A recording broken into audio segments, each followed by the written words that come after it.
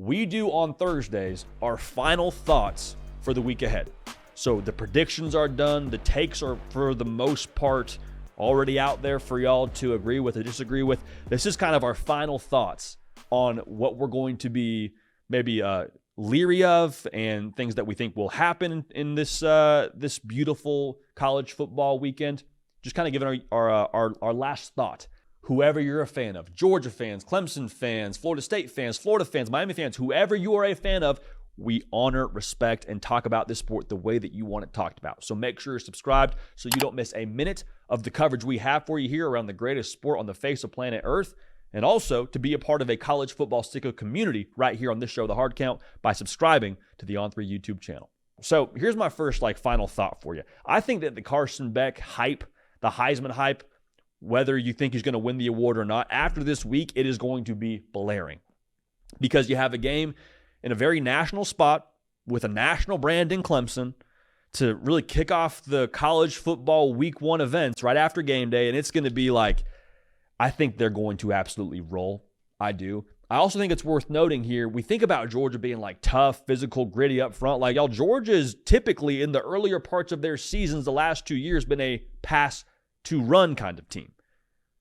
Even going back to Stetson Bennett, they were averaging 30 attempts a game. They averaged right around 30 attempts a game early in last season. So what I'm trying to say here is, with Carson Beck now going into his second year, it's very obvious he is the guy, not just the guy to be the starting quarterback at Georgia, but the guy that will lead this team at Georgia. All the weapons he has, they are going to open it up against Clemson. He's going to have a massive day. I don't know what his prize picks number is off the top of my head, but whatever it is, I'd feel very, very good about taking the more there. There's going to be a lot of juice for Carson Beck. Think about that jump that Stetson Bennett took from year 1 to year 2 as the guy at Georgia. Carson Beck, for my money, had a better first year as a starting quarterback at Georgia. Could potentially have a better year 2. So keep an eye on Carson Beck. Not really a hot take by any stretch of the imagination, but I'm just telling you now, the Carson Beck Heisman hype, the headlines of Beck for Heisman, all that is coming. All right, that is very much so on the way. Now, I also think that this weekend with LSU and USC, we see the return of the old Harold Perkins. There's that Vine. Man, how many of y'all remember Vine? Golly, feeling like I'm aging myself a little bit here talking about Vine. There's that old, maybe it's on TikTok too, that high school player in the locker room. I think it's before a state title game in Michigan. He says, "I think I got my swagger back." I think that's Harold Perkins, y'all. I think he's got his swagger back. I think we see the return of what he was his freshman season this upcoming Sunday against USC. USC, 3 new starters on the offensive line, had a sack rate that was right around 6% last year. It's not great. Harold Perkins is mayhem from the insurance commercials. That's who he is. You got to have your insurance to be better protected from mayhem like Harold Perkins. I don't think they'll have that insurance. I think Harold Perkins is going to have a big day. And I think for Blake Baker, the fit that he is with Harold Perkins' skill set, they want to accomplish the same thing. I mean, it is just hand-to-glove fit. They want to apply pressure. They want to get after you. Blake Baker wants to do that. Harold Perkins wants to do that. To have your DC and the best player on your defense perfectly aligned in what they do best, that's going to be magic. I cannot wait to see it. I think he wreaks havoc. It may not be where he has 2 sacks. It might be he forces a fumble. It might be he has a couple of pass deflections. Maybe he has a lot of pressures. He's not going to blitz every snap, but when he does, he will wreak havoc. He'll make his presence felt. Harold Perkins, good to see you again. Glad to have you back here. Now, I know that it's Akron. I understand it's Akron, okay? I get it. Ohio State hosting the Zips. I know the spread is 48.5. I know that. All right, I understand that. However, I think Ohio State covers that. And my take here isn't that Ohio State covers the spread. That's not really very interesting for any of us. But I do think we see Ohio State, similar to what I said about Harold Perkins being back to his old form, I think we see Ohio State back to who we've expected them to be. And I'm not just talking about when C.J. Stroud was the quarterback. I'm talking about the overall brand that the good people of Ohio want to see their football team play with, want to see their football team have. Because Chip Kelly now is the OC. They want to run the ball. And last year, the offense, make no mistake, it wasn't bad, but there's a reason why you went out and got Will Howard. There's a reason why you went out and got Quinshon Judkins. You didn't have to, but there was a reason. The effort and the reason is to run the football. Okay? So, there were signs last year. There were signs last year early of what Ohio State offensively was going to be. Y'all, they scored 23 against Indiana. I know it was Indiana. I know it was the first game. I know it was a Power 4 conference opponent, but I'm just saying now that same Indiana team went 3-9. They allowed 32 points a game. We could tell from the jump, hey, maybe there's something to look at here. We didn't overreact, but you kind of saw that and you're like, oh, it doesn't look right. That doesn't exactly look how it's supposed to look. We're going to see Chip Kelly's fingerprints all over the run game in this offense. We're going to see Quinshon Judkins have a massive day. We're going to see Trevion Henderson have a massive day. Will Howard probably will play the first half and I think have a great day as well. I know that it's Akron. I'm not worried about the score. I'm worried about how Ohio State's offense is going to look.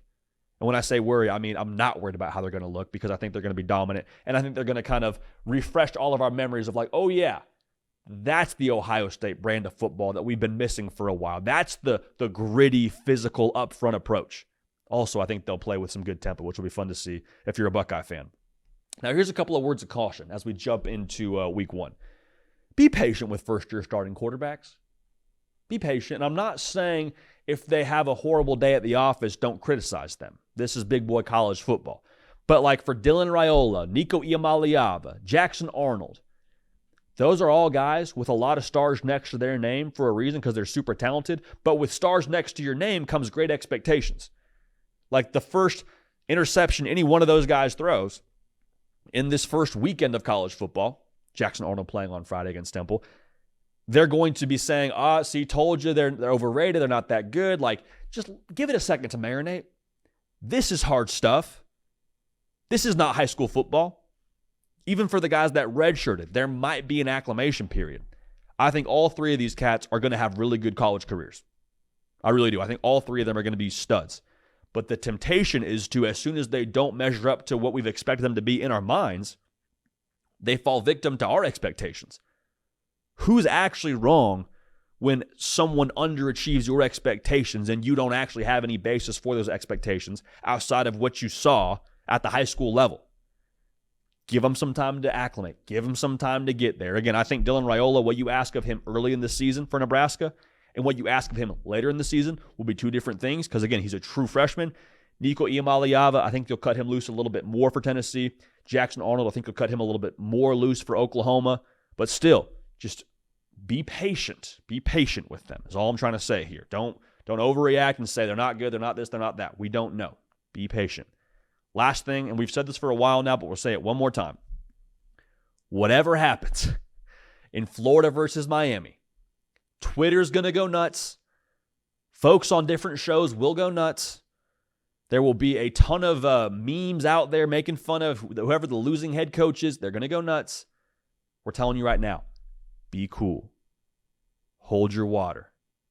Whatever happens in this game, yes, optically, it's impactful. Yes, for the winning side, it's obviously a massive benefit to have that confidence and have a win like that under your belt, whether it's Florida beating a team like Miami, who's perceived to be a college football playoff contender, whether it's Miami going into the swamp and finding a way to get it done, which is no small task.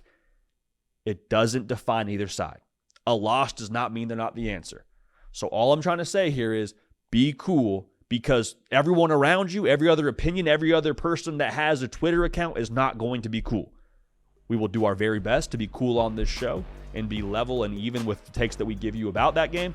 But I'm just saying now, do not fall victim to the punchline culture that will be turned up to 11 after that game finishes.